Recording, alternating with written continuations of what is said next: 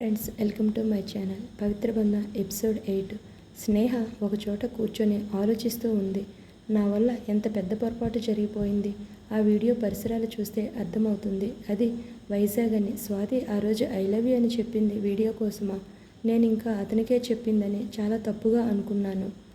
అలాగే ఆ రోజు అతను నగలు తీసుకుని వెళ్ళటం చూసి ఇద్దరి మధ్య తప్పుడు సంబంధం ఉంది అనుకుని చరణ్ జీవితం నుండి తనను పంపించాలనుకుని చాలా గొడవలు పెట్టాను. వాళ్ళది నిజంగా స్వచ్ఛమైన ప్రేమ కాబట్టి చరణ్ ఎన్ని అన్నా భరించిందే కానీ ఏ రోజు ఎదురు తిరిగి కనీసం పల్లెత్తు మాట కూడా అనలేదు. కానీ ఆ ప్లేస్లో ఇంకొకరు ఉంటే ఆ గొడవలే చిలికి చిలికి గాలివానయ్యి వాళ్ళ మధ్య బంధం విచ్ఛిన్నం అయ్యేలా చేసేది. ఇంతవరకు వాళ్ళు కలిసి ఉండేవారు కాదు అనుకొని చాలా బాధపడుతుంది స్నేహ.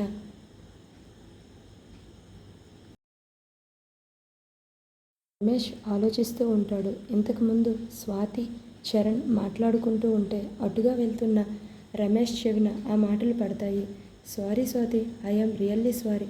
నగల విషయంలో నిన్ను తప్పుగా అనుకొని చాలా బాధ పెట్టాను.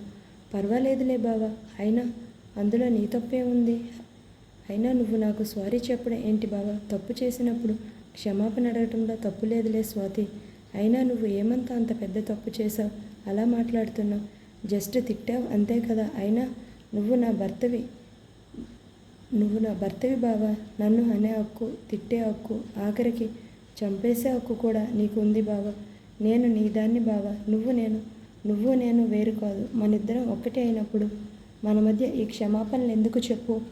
ఉండాలి స్వాతి. ప్రతి బంధంలో ఏదో ఒక టైంలో అవతల వాళ్ళని బాధ పెట్టినప్పుడు ఖచ్చితంగా క్షమాపణ అడిగి తీరాలి. అప్పుడే ఆ బంధం నిలబడేది అని చెప్తాడు చరణ్. లేకపోతే మన మనిషే కదా అని నిర్లక్ష్యం చేస్తే అవతల మనిషి హర్ట్ అయ్యి పైకి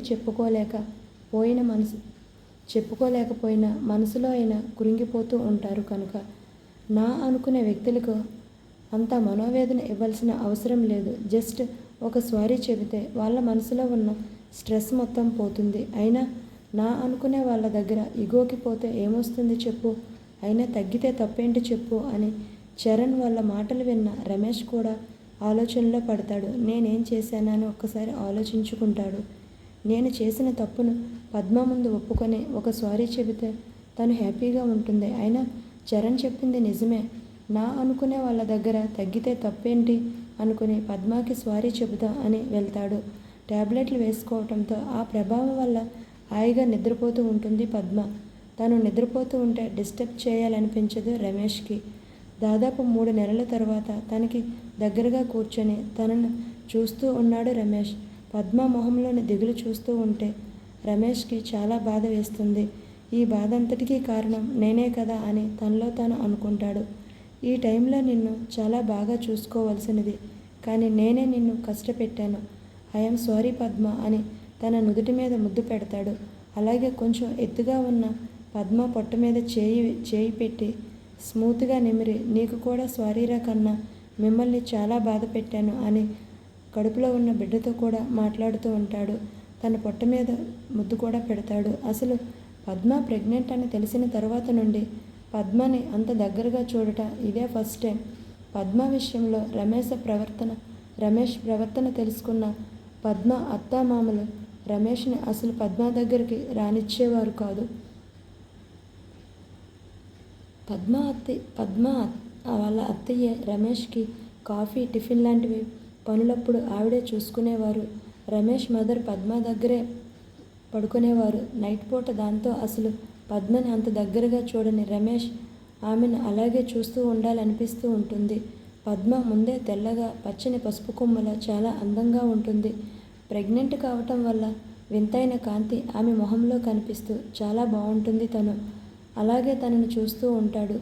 ఉదయాన్నే లేచి ఇంట్లో పనులు చేస్తూ ఉంటుంది స్వాతి. అక్కడికి తులసి వస్తుంది. తులసి వచ్చి స్వాతితో మాట్లాడుతూ ఉంటుంది ముభావంగా. అమ్మ స్వాతి, నన్ను క్షమించు. నిన్ను తప్పుగా అర్థం చేసుకొని అనవసరంగా అనరాని మాటలు అన్నాను అని కన్నీళ్లు పెట్టుకుంటుంది ఆవిడ. అయ్యో అత్తయ్య, ఏంటి మీరు? అయినా ఇప్పుడు ఏం జరిగిందని మీరు ఇంతలా బాధపడి నన్ను క్షమాపణలు అడుగుతున్నారు అని అడుగుతుంది స్వాతి. నువ్వు నగలు ఇవ్వలేదని నిన్ను చాలానే తిట్టానురా. నేను అందుకే క్షమాపణ అడుగుతున్నాను. అయ్యో అత్తయ్య, మీరు పెద్దవారు, అలా మాట్లాడొద్దు. మీరు క్షమాపణ అడిగేంత తప్పు ఏం చేశారు చెప్పండి. నువ్వు నగలు మా అన్నయ్య వాళ్ళకి ఇచ్చినట్లు ఎందుకు చెప్పలేదు స్వాతి అని అడుగుతుంది. అలా చెప్పుంటే నిన్ను తప్పుగా అనుకునేదాన్ని కాదు కదా, ఎందుకు ఇన్ని రోజులు నాకు చెప్పకుండా ఉంచావు అని అడుగుతుంది. చెప్దామని అనుకున్నాను అత్తయ్య, కానీ మీరు కాంతం పిన్ని మాటలు విని పెదనాన్న వాళ్ళకి సహాయం చేయాలనుకోలేదు. నేను మీకు చెబుదామనుకుంటే ఆ రోజు మీరు పిన్నిని కూడా తీసుకొని వచ్చారు. సడన్గా నగలు అడిగారు. అప్పుడు ఏం చెప్పాలో తెలియక నేను వాళ్ళకి ఇచ్చానని చెబితే పిన్ని వాళ్ళ దగ్గర మీరు సహాయం చేయలేదు, నేను సహాయం చేశానని చెబితే వాళ్ళు బాధపడతారు. సొంత తోబుట్టువే మమ్మల్ని నమ్మలేదు అని వాళ్ళు బాధపడతారు. అందుకే చెప్పలేకపోయాను. తర్వాత చెబుదాం అనుకున్నా, మీరు నాతో సరిగ్గా మాట్లాడలేదు, అందుకే చెప్పలేకపోయాను అత్తయ్య అని చెప్తుంది. నిజం చెబుతున్నాను అత్తయ్య, మీరంటే నాకు చాలా ఇష్టం మరియు గౌరవం కూడా. మిమ్మల్ని ఏ రోజు అత్తలా చూడలేదు, అమ్మలా అనుకున్నాను. అటువంటి మీరు నాతో మాట్లాడకపోయేసరికి చాలా బాధేసింది అని కన్నీళ్లు పెట్టుకుంటుంది స్వాతి. సారీనే, ఇంకెప్పుడు నీ విషయంలో అలా చేయను. సారీ స్వాతి, నన్ను క్షమించు అని చెప్తుంది. అక్కడికి వచ్చిన చరణ్ అదంతా చూసి, అమ్మ, ఇంకా మీ అత్తాకోడళ్ళ క్షమాపణ పర్వం ముగిస్తే మా మొహాన కొంచెం కాఫీ కొట్టండి. కాఫీ రెడీగానే ఉంది బావా, ఇదిగో తాగు అని కప్పులో వేసి ఇస్తుంది స్వాతి. మిగిలిన వాళ్ళకి కాఫీ తీసుకుని వెళ్తారు తులసమ్మ గారు. ఏంటి మేడం గారి ఫేస్ వెలిగిపోతుంది, ఏంటో విశేషం అని అడుగుతాడు చరణ్. విశేషమే బావా, ఇన్ని రోజులు నాతో మాట్లాడిన అత్తయ్య నాతో ఎప్పటిలా మాట్లాడుతుంది, అందుకే నాకు చాలా హ్యాపీగా ఉంది అని స్వాతి చరణ్తో అంటుంది. అప్పుడు స్వాతి కూడా చాలా ఆనందంగా హ్యాపీగా ఫీల్ అవుతుంది. రమేష్ మార్నింగ్ లేచి రెడీ అయ్యి మళ్ళీ పద్మ ఉన్న రూమ్లోకి వస్తాడు. పద్మ అప్పటికి కూడా ఇంకా నిద్రపోతూ ఉంటుంది. రమేష్ మార్నింగ్ లేచి రెడీ అయ్యి మళ్ళీ పద్మ ఉన్న రూమ్లోకి వస్తాడు. పద్మ అప్పటికి కూడా ఇంకా నిద్రపోతూ ఉంటుంది. ఏమైంది తనకి ఇంకా నిద్రపోతుందని వెళ్ళి లేపుతాడు రమేష్. ఒక్కసారి పద్మ రమేష్ని చూసి షాక్ అవుతుంది. రమేష్ని చూసిన పద్మ ఒక్కసారి చుట్టూ చూసి, అయ్యో తెల్లారిపోయిందే, నాకు అస్సలు గుర్తు రాలేదు. ఈయనకు పొద్దున్నే కాఫీ తాగే అలవాటు ఉంది. ఈయనకి పొద్దున్నే కాఫీ ఇవ్వకపోతే కోపం వస్తుందని త్వరగా లేస్తుంది. అందుకే నన్ను లేపుతున్నట్లు ఉన్నారని కంగారుగా లేచి, సారీ అండి, మెలకువ రాలేదు అని కంగారుగా చెప్పి కిచెన్లోకి వెళ్ళి హడావిడిగా కాఫీ తీసుకొని వచ్చి రమేష్కి ఇస్తుంది. అదంతా చూస్తున్న రమేష్కి ఒక్క నిమిషం షాక్లా ఉంటుంది. రమేష్ పద్మ తెచ్చిన కాఫీ పక్కన పెట్టి కంగారు వల్ల వచ్చిన ఆయాసంను చూసి, పద్మ ఎందుకంత కంగారు పడుతున్నావు, రిలాక్స్ అవ్వని రమేష్ కూల్గా పద్మకి చెప్తాడు. రిలాక్స్ అవ్వంటూ తనని దగ్గరకు తీసుకోబోతాడు. కానీ పద్మ రమేష్కి దూరంగా వెళుతుంది. తరువాత జాతర చూసుకొని ఇంటికి వస్తారు అందరూ. హైదరాబాద్లోని వాళ్ళ ఫ్లాట్కి రీచ్ అవుతారు. స్వాతి, చరణ్, స్నేహ వీళ్ళు ముగ్గురు వాళ్ళ ఇంటికి వెళ్తారు. చరణ్, స్నేహ ముందు నడుస్తూ ఉంటే వెనుక ఉన్న లగేజ్ని వాచ్మెన్కి చెప్పి ఇంట్లో పెట్టమని చెబుతూ ఉంటుంది స్వాతి. అప్పుడే అక్కడికి స్వాతి పక్క ఫ్లాట్ ఆవిడ చరణ్, స్నేహాలను చూసి, అమ్మాయి, నీ పేరు స్వాతి కదూ? అవునన్నట్టు, నాకు ఒక డౌట్ అమ్మాయి. ఏంటంటే చెప్పండి. చరణ్ భార్యవి నువ్వా లేక తనా? అదేంటంటే అలా అంటున్నారు? అది కాదు అమ్మాయి, ఎప్పుడు చూసినా చరణ్తో తిరుగుతూనే ఉంటుంది. ఆ అమ్మాయి చూసే వాళ్ళకి తనే అతని వైఫ్లా ఉంది అనిపిస్తుంది. అయినా ఆ అమ్మాయి మీతో ఎందుకు ఉంది? మీతో ఎందుకు ఉంది ఆ అమ్మాయి? తను మా ఆయన ఫ్రెండ్ ఆంటీ. ఫ్రెండ్ అయితే మాత్రం బయట ఎక్కడో ఉండాలి, మీతో ఉండడం ఏంటి? చూడమ్మా పెద్దదాన్ని, నేను ఒక మాట చెబుతాను విను అని స్వాతితో అంటుంది. ఈ కాలంలో ఈ స్నేహం అనే ముసుగులో అమ్మాయిలు అబ్బాయిలు విచ్చలవిడిగా తిరుగుతూ అన్ని హద్దులు దాటేస్తూ ఉన్నారు. కనుక నువ్వు కొంచెం చూసుకో. పొద్దున్న పోయి రాత్రికి ఎప్పుడో వస్తావు నువ్వు. అసలే కుర్ర వయస్సు, ఒకే ఇంట్లో ఉంటున్నారు, ఎటువంటి హద్దులు దాటారేమో. కొంచెం నీ సంసారం జాగ్రత్తమ్మా అంటూ అక్కడి నుంచి ఈ విషయాలన్నీ చెప్పి వెళ్తుంది ఆవిడ. ఇంటికి వచ్చిన రమేష్ ఇదివరకులా కాకుండా పద్మని జాగ్రత్తగా చూసుకోవాలని చూస్తూ తనకి దగ్గర అవుదాం అనుకుంటాడు. పద్మకి రమేష్ దగ్గర అవ్వాలనుకుంటే పద్మ అతనికి అంత దూరం వెళ్తూ ఉంటుంది. రమేష్ తనకి ఎంత దగ్గర కావాలని చూస్తున్నా దూరం పెడుతూ ఉంది పద్మ. ఉదయాన్నే రమేష్ టిఫిన్ చేస్తూ ఉంటే చెబుతారు రమేష్ మదర్. రమేష్, ఈరోజు మీ నాన్నగారి ఫ్రెండ్ గారి ఇంట్లో గృహప్రవేశం ఉందంట. మమ్మల్ని కంపల్సరిగా రమ్మని రిక్వెస్ట్ చేసి వెళ్ళారు. మేము ఆ ఫంక్షన్కి వెళ్తున్నాం అని ఒకసారి రమేష్కి ఫోన్ చేసి చెప్తుంది వాళ్ళ అమ్మ. పద్మాకేమో హాస్పిటల్లో చెకప్కి ఈరోజు అపాయింట్మెంట్ తీసుకున్నా. నాకు ఈ ఫంక్షన్ గురించి గుర్తులేక నువ్వు ఏమనుకోకుండా ఈరోజు తనని హాస్పిటల్కి తీసుకుని వెళ్ళి చెక్ చేయించి ఇంటికి తీసుకుని రా. రమేష్కి కూడా పద్మ హెల్త్ గురించి తెలుసుకోవాలనే ఆసక్తి ఉండటంతో వెంటనే ఓకే చెబుతాడు. అయ్యో అత్తయ్య గారు, ఆయనకి ఎందుకులండి ఎంత శ్రమ, రేపు వెళ్దాంలండి మీరు ఫంక్షన్ నుండి వచ్చిన తర్వాత అని చెబుతుంది. డాక్టర్ గారు ముందే చెప్పారు కదా పద్మ, నువ్వు కొంచెం వీక్గా ఉన్నావని. ఖచ్చితంగా టైంకి చెకప్లకి వచ్చి ట్యాబ్లెట్స్ ఫుడ్ అన్నీ టైంకి తీసుకోవాలని చెప్పారు కదా. ఒక్కరోజుకి ఏమవుతుందిలే అత్తయ్య, రేపు వెళ్దాంలండి అని పద్మ అంటుంది.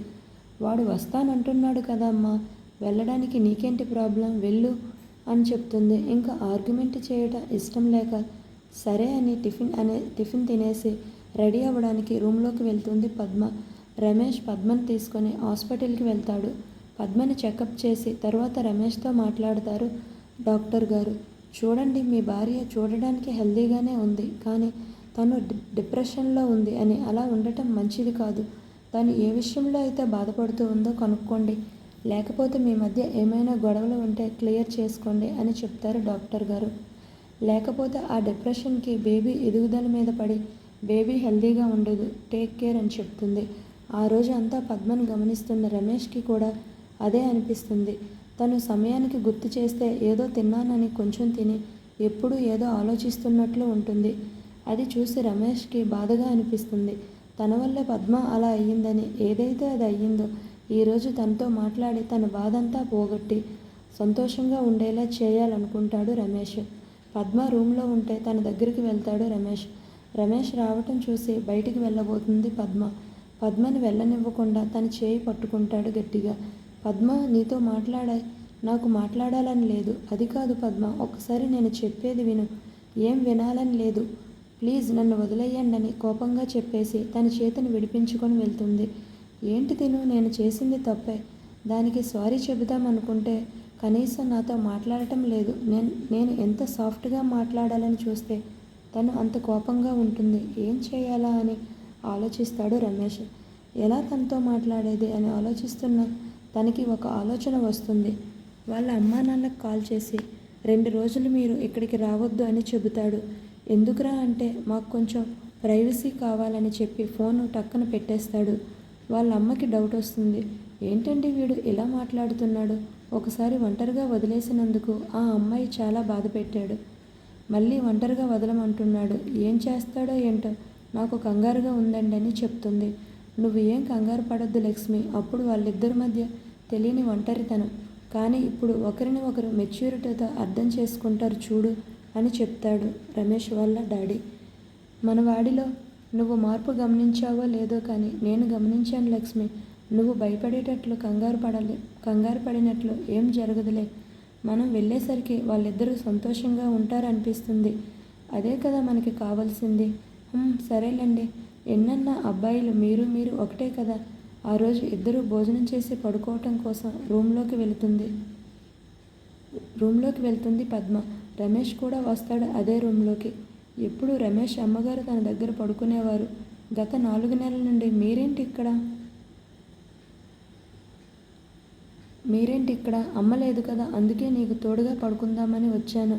ఏం అవసరం లేదు, ముందు మీరు బయటకు వెళ్ళండి అని పద్మ కోపంగా చెప్తుంది. చూడు, అమ్మ వాళ్ళు వచ్చే వరకు నువ్వు నా బాధ్యత. నిన్ను జాగ్రత్తగా నేను చూసుకోకపోతే మా అమ్మ ఒప్పుకోదు, కనుక నేను ఇక్కడే పడుకుంటాను నీతో అని బెడ్ మీద తన పక్కన పడుకుంటాడు. మీరు ఇక్కడే పడుకోండి, నేను బయటికి వెళ్ళి హాల్లో పడుకుంటానని చెప్తుంది పద్మ. లేవబోతున్న తనని కౌగిలించుకున్నట్లు పట్టుకొని, ఎక్కడికి వెళ్ళేది, నోరు మూసుకొని ఇక్కడే పడుకో అనేసి అంటాడు. నేను మీ పక్కన పడుకోను. నా పక్కన పడుకుంటే టెంప్ట్ అవుతానని భయమా అని రమేష్ అంటాడు. నాకేం భయం లేదు, మరి అలాంటప్పుడు నోరు మూసుకొని ఇక్కడే పడుకో అని చెప్తాడు. నేనేం కొరుక్కు తినను నిన్ను అనేసి పద్మని రెచ్చగొట్టి తనతో పాటు ఆ రూమ్లో పడుకోబెడతాడు. Hi friends, thank you for watching. Thank you once again.